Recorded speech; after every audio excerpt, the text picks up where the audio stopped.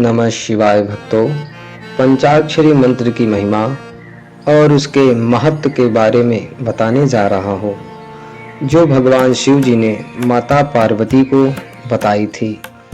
जो भी मनुष्य पंचाक्षरी मंत्र की महिमा को श्रद्धा भाव से सुनता है, स्मरण करता है, उसके सभी पाप सुनने मात्र से भस्म हो जाते हैं। इसलिए इस महिमा को पूरा सुनना, वीडियो में पूरा अंत तक बने रहिएगा।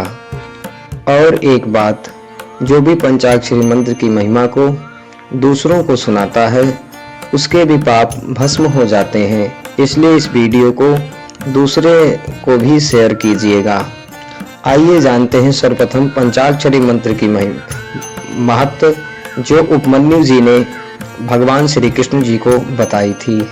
भगवान श्री कृष्ण उपमन्यु जी से बोले, हे सर्वज्ञ महर्षि परवर, आप संपूर्ण ज्ञानों के महासागर हैं। अब मैं आप के मुख से पंचाक्षरी मंत्र के महत्व का वर्णन सुनना चाहता हूँ। उपमन्यु जी ने कहा, देवकी नंदन, पंचाक्षरी मंत्र की महत्व का विस्तार पूर्वक वर्णन तो 100 करोड़ वर्षों में भी नहीं किया जा सकता है। अतः संक्षेप में इसकी महिमा सुनने वेद में तथा दोनों जगह यह पंचाक्षरी मंत्र समस्त शिव भक्तों के संपूर्ण आर्थक साधक कहा गया है। इस मंत्र में अक्षर तो थोड़ा ही है, परंतु यह मंत्र अर्थ से संपन्न है। यह वेदों का सरतत्व है, मोक्ष देने वाला है, शिव की आज्ञा से सिद्ध है, संदेह शून्य है तथा शिव स्वरूप वाक्य है। यह नाना प्रकार की सिद्धियों से युक्त है। दिव्य लोगों को मन को प्रसन्न एवं निर्मल करने वाला, सुनिश्चित अर्थ वाला, निश्चय ही मनोरथों को पूर्ण करने वाला तथा परमेश्वर के गंभीर वचन है। इस मंत्र का मुख से सुख पूर्वक उच्चारण होता है। उस सर्वज्ञ शिव ने संपूर्ण देहधारी सारे मनोरथों को सिद्धि के लिए इस ओम नमः शिवाय मंत्र बीज मूल है। जैसे वटक के बीजों में महान वृक्ष छिपा हुआ है, उसी प्रकार अत्यंत सूक्ष्म होने पर भी इस मंत्र को महान अर्थ से परिपूर्ण समझना चाहिए।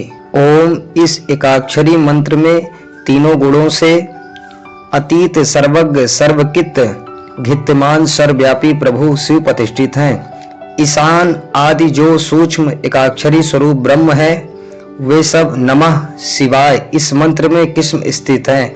सूक्ष्म पंचाक्षरी मंत्र में पंच ब्रह्म रूपधारी साक्षात भगवान शिव सुभित वाचवचक भावों से विराजमान हैं। यदि ये भगवान विश्वनाथ न होते तो यह जगत अंधकारमयी हो जाता, क्योंकि प्राकृतिक जड़ है और जीवात्मा अज्ञानी है।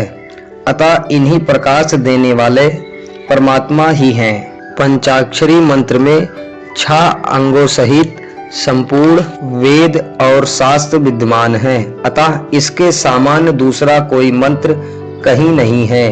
7 करोड़ महामंत्रों और अनेकों उपमंत्रों से यह पंचाक्षरी मंत्र उसी प्रकार भिन्न है, जैसे वृत्त सूत से जितना शिव ज्ञान है और जो विद्या स्थान है, वे सब पंचाक्षरी मंत्र रूपी संचित है। जिसके हृदय में ओम नमः शिवाय या पंचाक्षरी मंत्र प्रतिष्ठित है, उसे दूसरे बहुसंख्या मंत्र और अनेक वृत्त शास्त्रों से कोई प्रयोजन है। जिसने ओम नमः शिवाय मंत्र इस महामंत्र का जाप दृढ़ता पूर्वक अपना लिया, उसने संपूर्ण शास्त्र पढ़ लिया। समस्त शुभ नमः शिवाय ये 3 अक्षर जिसकी जीवा के अग्रभाग में विद्यमान है, उसका जीवन सफल हो गया। पंचाक्षरी मंत्र के जाप से लगा हुआ पुरुष यदि पंडित, मूर्ख अथवा अधम भी हो तो वह पाप पंजर से मुक्त हो जाता है। आइए जानते हैं पंचाक्षरी मंत्र की महिमा, जो भगवान शिव ने माता पार्वती जी को बताई थी। महादेव जी ने बोला, देवी, कलिकाल के मनुष्य मेरी परम मनोरथ पंचाक्षरी विद्या का आश्रय ले भक्ति से भाव चित्त होकर संसार बंधनों से मुक्त हो जाता है। जो अचेतन, जो मानसिक, वाचिक और शारीरिक दोषों से, जो दूषित, कित, निर्दयी, छली, लोभी और कुटिल चित है, वे मनुष्य भी यदि मुझमें मन लगाकर मेरे पंचाक्षरी विद्या का जाप करेंगे, उनके लिए भी वह विद्या ही संसार भय से तारने वाली होगी। देवी, मैंने बारंबार प्रतिज्ञा पूर्वक यह बात कही है कि भूतल पर मेरी पतित हुआ भक्त भी इस पंचाक्षरी विद्या के द्वारा बंधनों से मुक्त हो जाता है। माता पार्वती ने फिर भगवान शंकर से पूछा, यदि मनुष्य पतित होकर सर्वत्र कर्मों के करने के योग्य न रह जाए तो उसके द्वारा किए गए कर्म नरक के ही प्राप्ति करने वाले होते हैं। ऐसी दशा में पतित मानव इस विद्या सागर कैसे मुक्त हो सकता है? महादेव जी ने कहा, तुमने यह बहुत ठीक बात पूछी है। अब इसका उत्तर सुनो।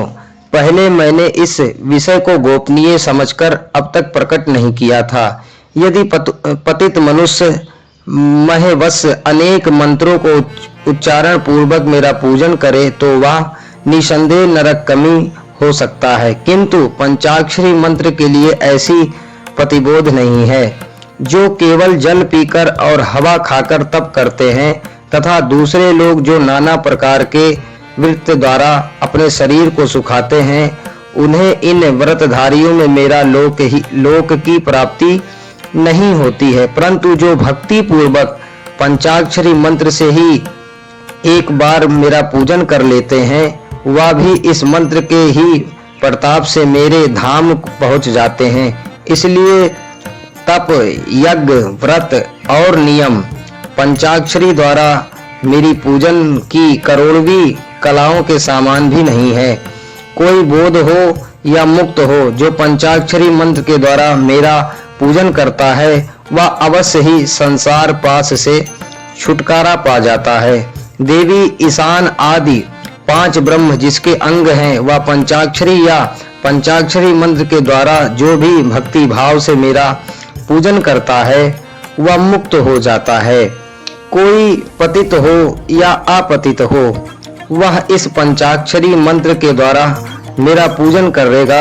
मेरी भक्ति पंचाक्षरी मंत्र का उपदेश गुरु से ले चुका हो या नहीं, वह क्रोध को जीतकर इस मंत्र के द्वारा मेरी पूजा किया करे। जिसने मंत्र की दीक्षा नहीं ली, उसकी अपेक्षा दीक्षा लेने वाला पुरुष कोटि कोटि गुण अधिक माना गया है। अतः देवी, दीक्षा लेकर ही इस मंत्र से मेरा पूजन करना चाहिए।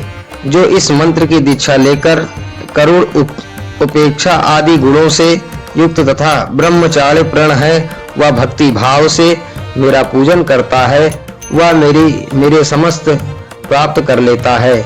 इस विषय में अधिक कहने से क्या लाभ? मेरे पंचाक्षरी मंत्र में सभी भक्तों का अधिकार है, इसलिए वह श्रेष्ठतर मंत्र है। पंचाक्षरी के प्रभाव से ही लोक, वेद, महर्षि, सनातन धर्म, देवता तथा यह संपूर्ण जगत टिका हुआ है।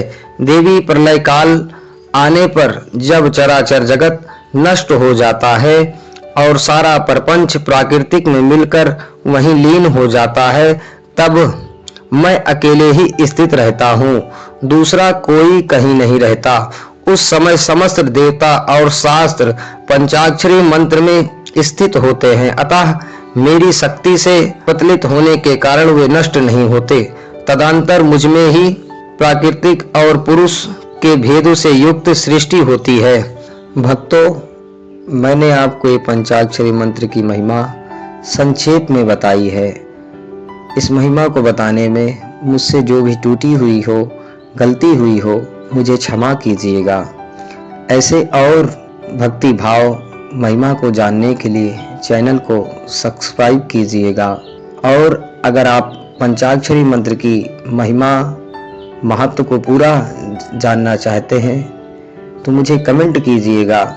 मैं इस पर पूरा वीडियो बनाकर आपके सम्मुख प्रस्तुत करूंगा।